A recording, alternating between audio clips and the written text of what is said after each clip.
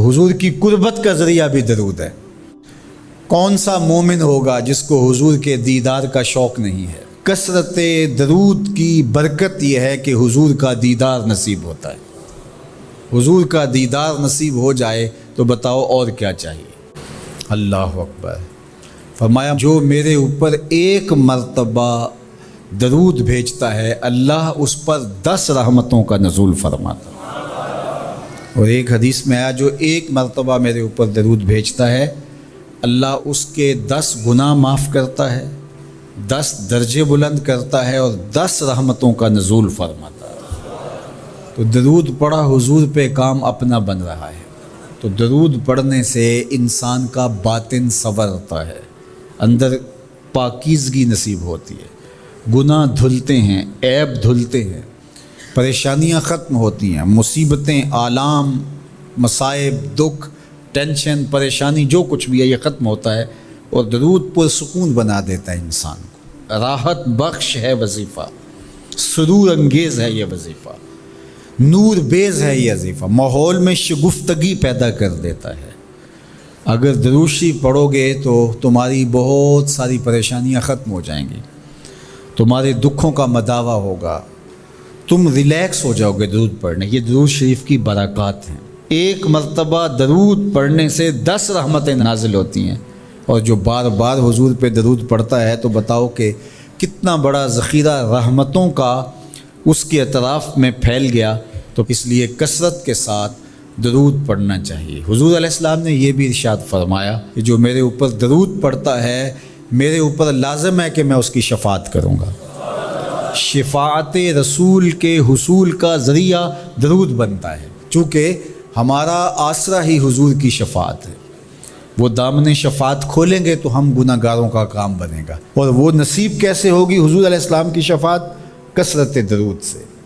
یہ بھی ارشاد فرمایا آقا کریم نے قیامت کے دن میرے سب سے زیادہ قریب وہ ہوگا جو کثرت کے ساتھ میرے اوپر درود پڑھنے والا ہو۔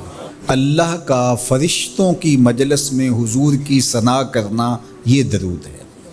حضور کی مدح فرمانا، محبوب کی شانوں کو بیان فرمانا۔ یہ صحیح بخاری میں صلاۃ کا ترجمہ حضرت ابو العالیہ رضی اللہ تعالی عنہ سے کیا گیا ہے۔ تو پھر درود کا مفہوم بہت وسیع ہے۔ حضور کی مدح و توصیف، حضور کے حسن کا بیان، حضور کے خصائل کا عنوان، آقا کریم کے شمائل کا تذکرہ، حضور علیہ السلام کے فضائل کی باتیں، حضور کی عظمتوں کا عنوان، یہ سب کچھ درود کے زمرے میں آتا ہے۔ اور پھر ساتھ صیغہ بھی درود کا ہو اور اس میں شانیں بھی حضور کی ہوں، جس طرح درود تاج میں ہے، تو اس میں حضور پر درود بھی بھیجا گیا اور ساتھ حضور کی عظمتوں کو بھی بیان کیا گیا۔ تو یہ ایک خوبصورت گلدستہ بن گیا۔ درود شریف کے جو مفاہیم بیان کیے گئے ہیں ان سب مفاہیم کو یہ اپنے جلو میں لیے ہوئے ہے یہ درود۔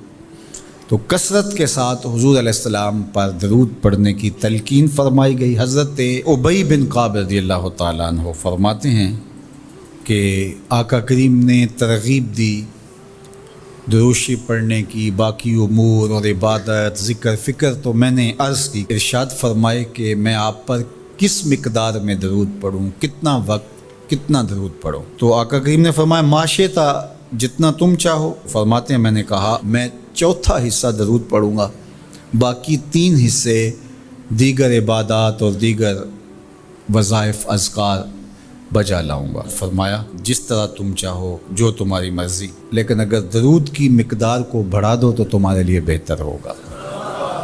تو میں نے کہا النصف، میں آدھا وقت درود پڑھا کروں گا اور باقی چیزیں باقی آدھے وقت میں کروں گا۔ فرمایا جس طرح تم چاہو، لیکن اگر درود کی مقدار کو بڑھا دو تو تمہارے لیے بہتر ہوگا۔ میں نے کہا کہ حضور میں 2 حصے درود پڑھوں گا اور 1 حصہ باقی وظائف اوراد بجا لاؤں گا۔ فرمایا جیسے تمہارا دل چاہے، لیکن اگر تم درود کی مقدار کو بڑھا دو تو تمہارے لیے بہتر ہوگا۔ فرماتے ہیں میں نے کہا حضور میں پڑھوں گا ہی درود، سارا وقت میں آپ پہ درود ہی پڑھتا رہوں گا۔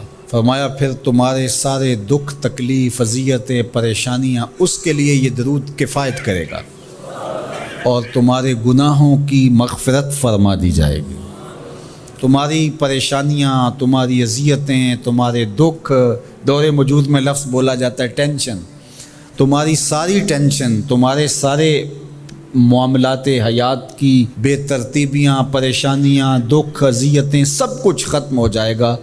درود سب دردوں کا مداوع ہو جائے گا، سب دکھوں کا علاج ہو جائے گا، سب پریشانیوں کا حل ہوگا، سب مصیبتوں کا مداوع بن جائے گا، اور ساتھ ساتھ تمہارے گناہ بھی بخش دیے جائیں گے۔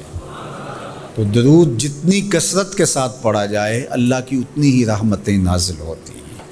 تو باقی وظیفے، باقی اوراد وہ بھی فضل و شرف والے ہیں، لیکن حضور نے فرمایا کہ پھر تمہارے لیے ایک درود ہی کافی ہو جائے گا۔